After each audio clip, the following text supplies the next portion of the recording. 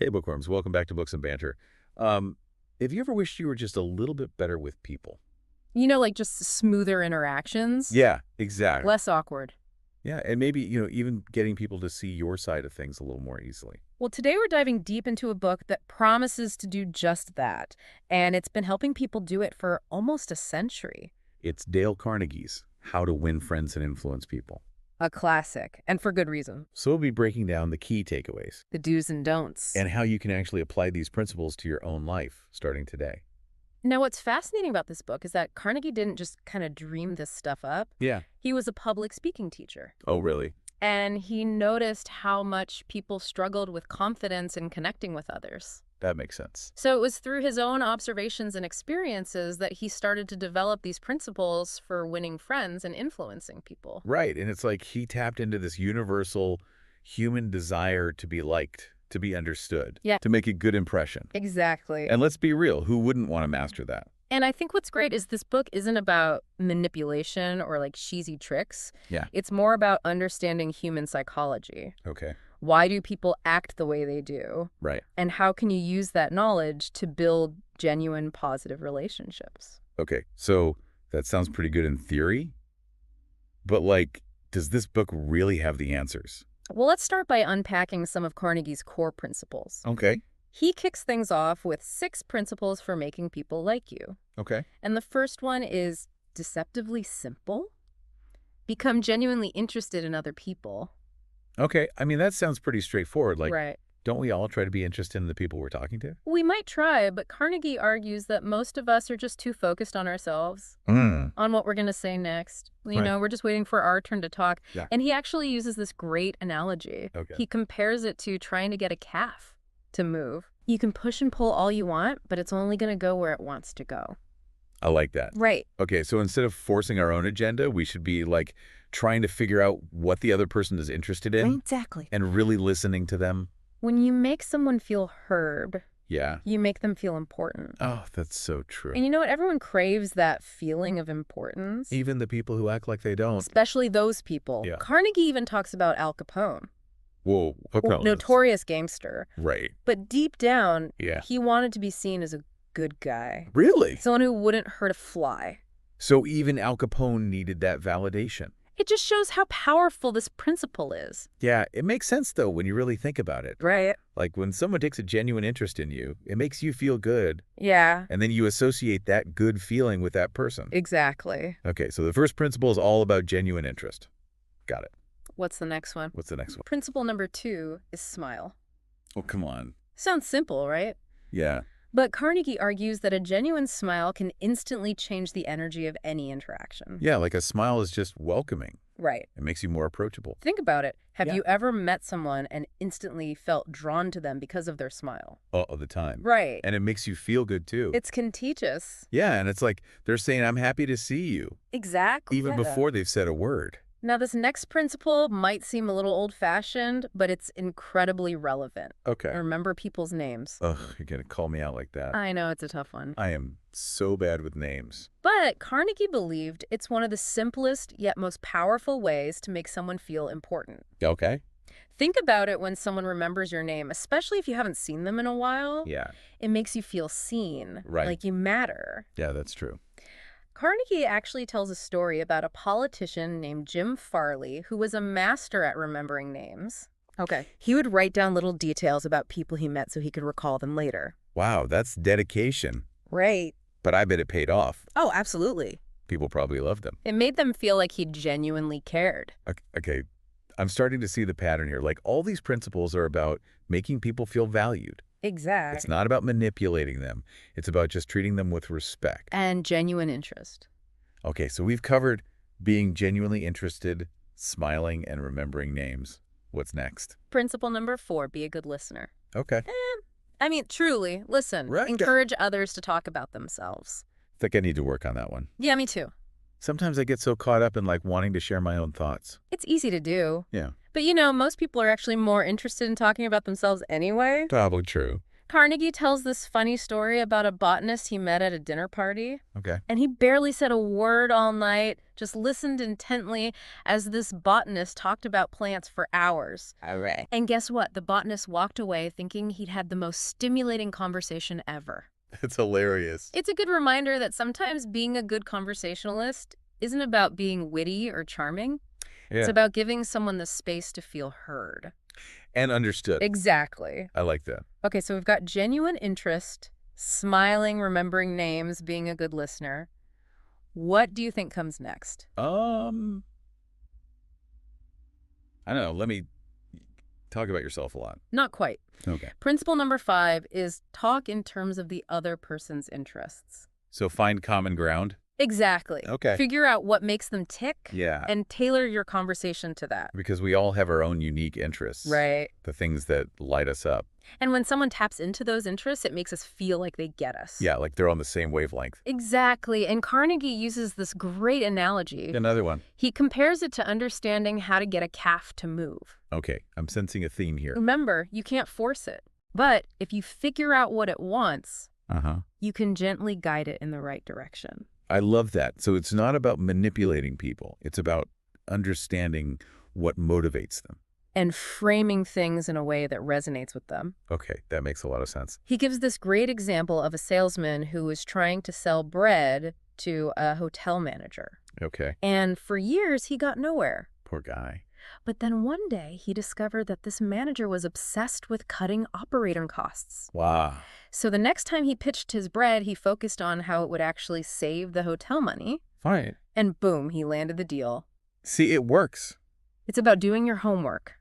Yeah. Understanding what the other person truly values. Okay, so that's 5 principles down. Yeah. What's the last one for making people like you? Principle number 6. Okay. Make the other person feel important and do it sincerely. Okay. This feels like the underlying theme of all these principles. It is.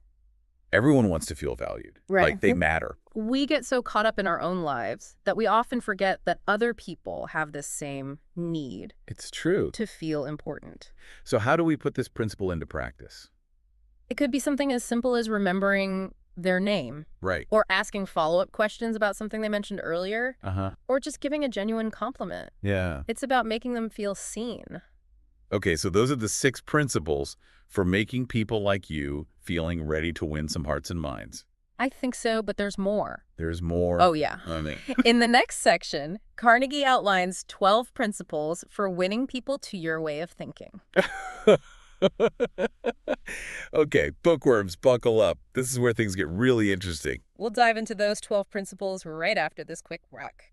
Don't go anywhere.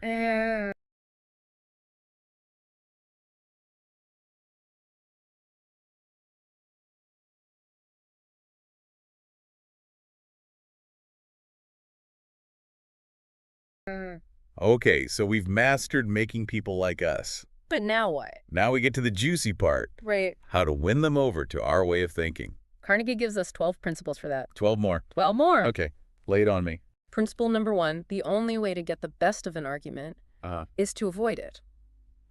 Seriously? Seriously. But I thought this book was all about, like, winning people over, getting them to agree with us. It is, but arguments rarely lead to positive outcomes. Okay. Think about it. Have you ever argued with someone and walked away feeling like you'd won? Honestly, no. Right. Usually everyone just ends up feeling frustrated. Exactly. It just creates bad energy. Even if you technically win, the relationship suffers. Yeah, it's like you might win the battle, but lose the war. Exactly. It's like trying to prove someone wrong, which is a direct hit to their ego. Right. No one likes feeling stupid. And no one likes to be told that their opinions are wrong. Okay, so avoiding arguments doesn't mean you have to agree with everything everyone said. Of course not. It's more about, like, choosing your battles and not letting disagreements escalate. Right. Okay, that makes sense. Focus on finding common ground, building respect, having a productive conversation, rather than trying to dominate and win. Okay, so principle 1, avoid arguments at all costs. Got it. What's number 2? Show respect for the other person's opinions. Never say you're wrong. Oh, that's a tough one. I know, right? Especially when you're convinced you're right. Yeah, exactly. Like, sometimes I just can't help myself. But Carnegie points out that everyone is entitled to their own opinion. Okay. Even if you think it's completely bonkers. Yeah. And remember, the goal here is to win people over, Right. not to alienate them by making them feel stupid. It's funny because I actually used to be like a chronic corrector. Really? Like if someone mispronounced a word or got a fact wrong, I just couldn't help but correct them. Oh, we've all been there. I know, but now I realize that it just makes people feel embarrassed. Exactly. And it doesn't really accomplish anything positive. Carnegie tells this great story about being at a dinner party, Okay. and he couldn't resist correcting someone who misquoted Shakespeare, Oh, no. and it totally backfired. Oh, I bet. He realized later that he just made that person feel embarrassed and probably resented him for it. It's a good reminder that building relationships is more important than being right all the time. It is. Which actually is a good segue into principle number 3. If you are wrong, admit it quickly and emphatically. So important. It's hard, though. It can be, but it's so powerful. When you're willing to admit you messed up, it shows humility. Right. And it makes you more relatable. It also makes it easier for the other person to admit when they're wrong. Absolutely. It creates trust and mutual respect. Okay, principle number 4, begin in a friendly way. This one might seem obvious. Yeah? But it's so easy to forget when we're stressed or in a hurry. It's like you're setting the tone for the whole interaction, right? Exactly. Yeah. If you start off harsh or confrontational, you've already lost the battle. Think about those customer service calls where the representative is like super friendly and helpful. Yeah. It just instantly disarms you. Right, even if you were initially frustrated. Exactly. You're way more willing to work with them to solve the problem. Carnegie tells a story about John D. Rockefeller Jr., who was dealing with a lot of anger and hostility from workers during a labor strike. Ooh, yeah. That's a tough situation. Right, but instead of meeting that aggression with more aggression, he started by acknowledging the workers' grievances and showing empathy for their situation. So he basically diffused the tension by starting with kindness and understanding. Exactly, and that simple act helped open the door for dialogue and finding a solution. Wow, that's powerful. It's a good reminder that honey attracts more flies than vinegar, Yeah. even in difficult situations. Okay, so we've covered avoiding arguments, respecting opinions, admitting when we're wrong, and starting with a friendly approach. What's next? Principle number 5, get the other person saying yes, yes, immediately. Okay, I'm intrigued. This is about building momentum toward agreement. Okay. Start by finding points of common ground, things you both agree on, even if they're small. So it's like warming them up to your idea, Exactly. creating a foundation of yeses. Right. So that when you get to your main point, they're already in a more receptive mindset. It's like getting someone to nod their head before you ask them to dance. I love that analogy. Right. So instead of launching right into a debate, you find something you can both agree on. Exactly. Carnegie gives an example of a salesman who was trying to win over a client who was fiercely loyal to a competitor. Ooh, that's a tough one. Right. But instead of arguing about whose product was better, he started by complimenting the competitor. Oh, interesting. And acknowledging their good qualities. So he found that common ground and disarmed the client? Exactly. Okay, that's smart. And then he was able to present his own product in a more positive light. I like it. It wasn't about putting down the competition. It was about finding a point of connection. Okay, principle number 6. Let the other person do a great deal of the talking. Wait, really? I know it sounds counterintuitive. It does? You'd think if you're trying to persuade someone, you'd want to do all the talking. Yeah. But Carnegie understood that sometimes the best way to win someone over is to let them talk themselves into agreeing with you. Okay, how does that work? When someone feels like they've been truly listened to, like they've had a chance to express themselves fully, Yeah. they're much more open to hearing what you have to say. So you're creating that space of respect and understanding, Exactly. and then they're more receptive to your ideas. It's like when you feel like someone really gets you, you're more likely to trust their judgment. That's so true. Carnegie tells this fascinating story about a salesman who lost his voice right before a big meeting. Oh, no. I know, right? Yeah. Talk about a nightmare scenario. Yeah. But it turned out to be a blessing in disguise. Really? How? Because he couldn't talk. He had to let the clients do all the talking. Oh, wow. And guess what? He ended up closing the biggest deal of his career. See, sometimes less is more. It just shows how powerful listening can be. Yeah. Sometimes the less you say, the more impactful your words are when you do speak. Okay. Principle number 7. Let the other person feel that the idea is his or hers. This is a subtle art.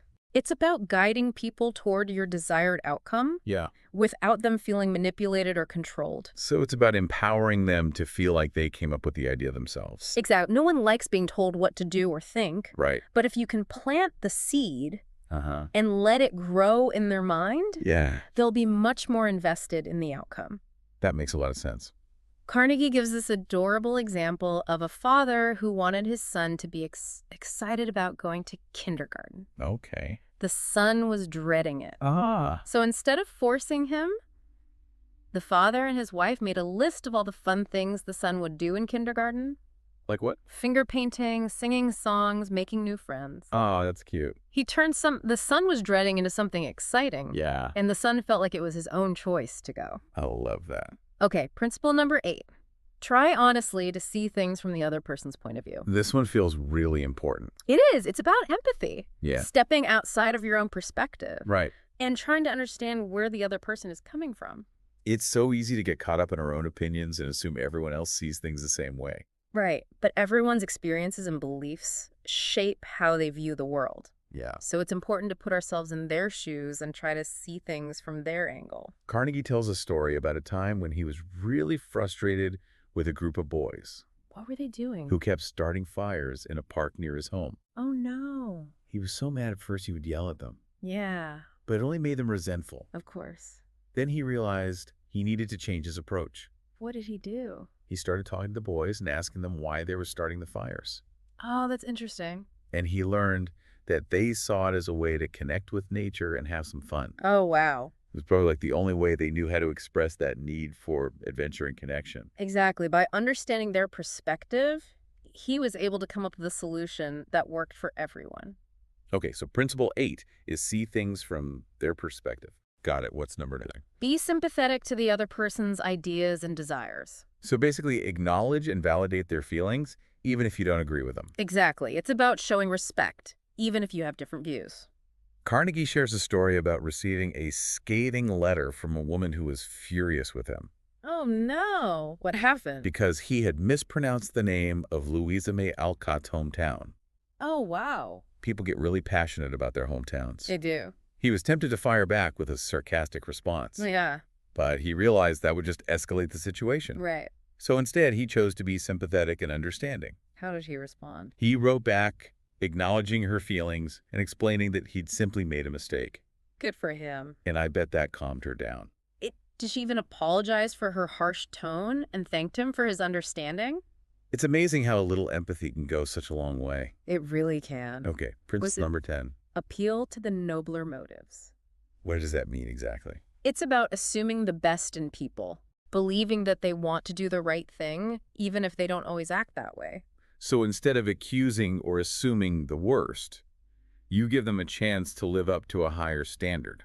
Exactly. Carnegie argues that when we appeal to people's better nature, we inspire them to live up to our expectations. I like that. He uses the example of John D. Rockefeller Jr., Okay. who wanted to stop photographers from hounding his children. Oh, yeah.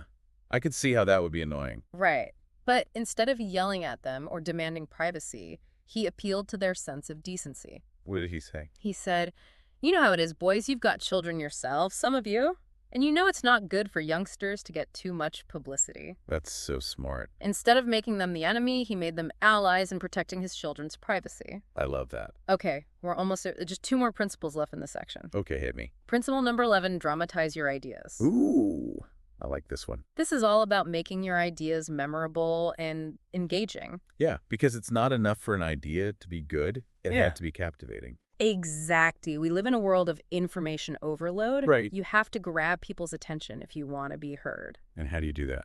Carnegie believed that dry facts and figures rarely persuade people. Okay. You need to make your ideas come alive, use storytelling, vivid imagery, even a little bit of theatrics. So like show, don't tell. Exactly. He gives a great example of a salesman who was trying to convince a client to switch to his brand of cold cream. Okay. The client was resistant, Yeah. so the salesman decided to dramatize his pitch. How? He dumped 32 jars of the client's competitor's cold cream right on his desk. What? Bold move, right? That's crazy. Did it work? I mean, he got his attention right. It did. The client was so shocked and intrigued that he immediately agreed to hear the salesman's pitch. Okay, so maybe don't dump cold cream on people's desks. Probably not the best approach in every situation. The point is sometimes we need to think outside the box and find creative ways to get our message across. Okay, last one, principle number 12, throw down a challenge. This is about tapping into people's competitive spirit. Oh, I like this one. Right, that desire to prove themselves and achieve something great. So give them a goal to reach something to strive for. Exactly. Everyone wants to feel like they're capable of great things. Yeah. When you challenge someone, you're essentially saying, I believe in you. I know you can do this. It's like you're giving them a vote of confidence. Exactly. Carnegie shares a story about Charles Schwab, who motivated a group of underperforming workers by simply writing the number 6 on the floor of the mill. Wait, just the number 6? Just the number 6. How did that motivate them? Well, the workers on the next shift saw the number and asked what it meant. Okay. They were told that the big boss had been there and had asked how many heats they had made that day. Oh. They said 6, and he chalked it on the floor. So it was like a silent challenge to beat the previous shift's output. Exactly, and it worked. The night shift workers were determined to outdo the day shift. Yeah. So they worked harder and produced more. That's amazing. What a simple yet effective way to motivate people. It's a great example of how a little friendly competition can be a powerful motivator. Okay, so we've covered the 12 principles for winning people to our way of thinking. We have. Feeling pretty persuasive over here. I think so, but we're not done yet. Oh, there's more. There's one more section we need to discuss. Bring it on. It's about how to become a leader. Okay. 9 ways to change people without arousing resentment. Okay, that sounds like a valuable skill. I think so too. All right, let's hear it. Principle number 1, begin with praise and honest appreciation. Okay, so this sounds familiar. We've already talked about the importance of praise. Yeah, but in this context, it's about using praise as a springboard for constructive feedback, right? You got it. Okay. Start by acknowledging someone's strengths and accomplishments. Yeah. It creates goodwill and makes them more receptive to your feedback. You're like softening the blow before you deliver any difficult news. Exactly. You're reminding them that you see their value. Even if they've made a mistake. Carnegie actually tells this story about Abraham Lincoln, who had to write a letter to General Joseph Hooker during the Civil War. Oh, wow. High stakes. I know, right? What happened? Well, Lincoln was unhappy with Hooker's performance, but he knew he needed to handle the situation delicately. Yeah, that's tricky. So how did he approach it? How? He started the letter by praising Hooker's military skills and accomplishments. Smart. And then he addressed Hooker's shortcomings. Okay. But even then, he did it in a gentle and respectful way. That's a great example of how to deliver constructive criticism without alienating the other person. It is. Okay, principle number 2, call attention to people's mistakes indirectly. Okay. This one feels tricky. It is. How do you point out a mistake without making someone feel like they're being attacked? It's about being subtle and tactful. Okay. Instead of saying, you did this wrong. Uh-huh. Try framing your feedback as a question or a suggestion. Oh, okay. So, have you considered doing it this way? Exactly. Instead of you did it the wrong way. Right. It gives them the chance to save face and feel like they're part of the solution. Not the problem. Exactly. Carnegie tells a story about a bank manager who had an employee who was constantly making errors. Oh. Instead of criticizing her, he stayed late one night and helped her go over the procedures step by step. Oh, that's nice. Right? Offering gentle guidance along the way. And because he approached it with empathy and understanding, the employee was able to improve her performance. Because she did. Okay, so principle number 3 is talk about your own mistakes before criticizing the other person. This one's all about leading by example. Right, like showing that you're not perfect either. Exactly. When you're willing to admit your own flaws and mistakes, it makes you more relatable and human. Yeah, it shows you don't expect perfection from others because you know you're not perfect yourself. Carnegie shares a story about a time he was trying to get a subcontractor to deliver some materials on time. The subcontractor was being difficult, so Carnegie decided to try a different approach. He started by talking about a time when he had made a similar mistake. Oh, interesting. And the consequences he had faced. So he created that sense of camaraderie. Like, hey, we all make mistakes. Let's work together to fix this. Exactly. The subcontractor realized that Carnegie wasn't trying to attack him, but rather to find a solution that worked for everyone. It's a great reminder that vulnerability can be a strength. It can. Okay, what's the next principle for becoming a better leader? Principle number 4, ask questions instead of giving direct orders. Ooh, I like this one. It's a good way to empower people Right. and avoid coming across as bossy. When you ask questions, you engage the other person in the decision-making process. Right. Which makes them more invested in the outcome. They feel like they're part of the solution. Right, exactly. Carnegie gives the example of Owen D. Young, Okay. who was a successful businessman who rarely gave direct orders to his employees. Interesting. How did he manage them? Instead of giving orders, he would offer suggestions and ask questions. Like what? Do you think that would work? Uh-huh. What do you think of this? Oh, that's so much better than just barking orders. It is. It encourages people to think for themselves and take ownership of their work. I like that a lot. Okay, principle number 5, let the other person save face. This is an important one. It is. It's about being mindful of the other person's ego and self-esteem. Right. Even when you need to correct someone's behavior, do it in a way that preserves their dignity. We all make mistakes. They do. And being publicly humiliated or criticized can be so damaging. Absolutely. Carnegie tells a story about a manager who had to let go of some seasonal employees. Oh, that's tough. It is. Yeah. But instead of just firing them, Uh-huh. he took the time to praise their work and express confidence in their future success. Oh, that's really nice of him. It's so much more humane, Yeah. and it left those employees feeling good about themselves and the company. Even though they were losing their jobs. Okay. Principle number 6, praise the slightest improvement and praise every improvement. Be hearty in your approbation and lavish in your praise. We've talked about the power of praise before, Yeah. but in this context, it's about recognizing and celebrating every step forward, Uh-huh. no matter how small. It's about creating that positive feedback loop that encourages people to keep striving. Exactly. And Carnegie reminds us to be hearty in our approbation and lavish in our praise. Don't be stingy with And encouragement. exactly. He uses Charles Dickens as an example, wow. who was deeply affected by the praise he received for his very first published story. Oh. That encouragement fueled him to keep writing. And the rest is history. Exactly. It's amazing how a few kind words can have such a profound impact on someone's life. They really can. Okay, principle number 7. Give the other person a fine reputation to live up to. This one's about setting high expectations, but also giving people the support they need to reach those expectations. It's like you're saying, I believe in you. I know you're capable of great things. Exactly. Carnegie tells this great story about a teacher who had a student named Tommy, who was known for being a troublemaker. Wow. Instead of focusing on his negative behavior, Yeah. she decided to give him a positive reputation to live up to. What did she do? She told him that she believed he was a natural leader Okay. and that she was counting on him to help make their class the best in the school. Wow, that's a big responsibility. It is, but guess what? Tommy. Tommy stepped up. He did? He did with the teacher's encouragement and support. He became a model student. That's amazing. It just shows how powerful our beliefs about people can be. Yeah, if you believe in someone, they're more likely to believe in themselves. Exactly. Okay, what's principle number 8? Use encouragement, make the fault seem easy to correct. So it's about making people feel capable of improvement. Exactly. When you make a task seem easy and achievable, you increase the chances of success. It's about replacing that fear and self-doubt with confidence and motivation. Carnegie tells a personal story about a time he was invited to play bridge, Okay. even though he had never played before. Oh, He was hesitant, yeah. but his host assured him that it was a simple game he would pick up easily. So did you play? I did, and I had a great time because my host made me feel confident and capable. Ah, that's nice. It's amazing how a few words of encouragement can make all the difference. They really can. Okay, last principle in this section.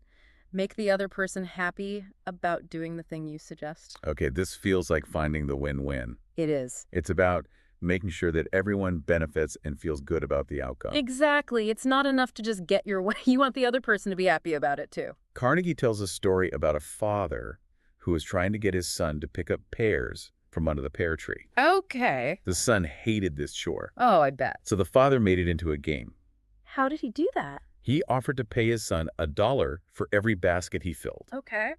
but take away $1 for every pear left behind. He turned a tedious chore into a fun challenge. Right. And the son was happy to do it. That's great parenting right there. It is. It's a great reminder that sometimes a little creativity can go a long way. Okay, so we've covered the 9 principles for changing people without arousing resentment. We have. Those are all about creating a positive and supportive environment where people feel valued, respected, and empowered to do their best. Exactly.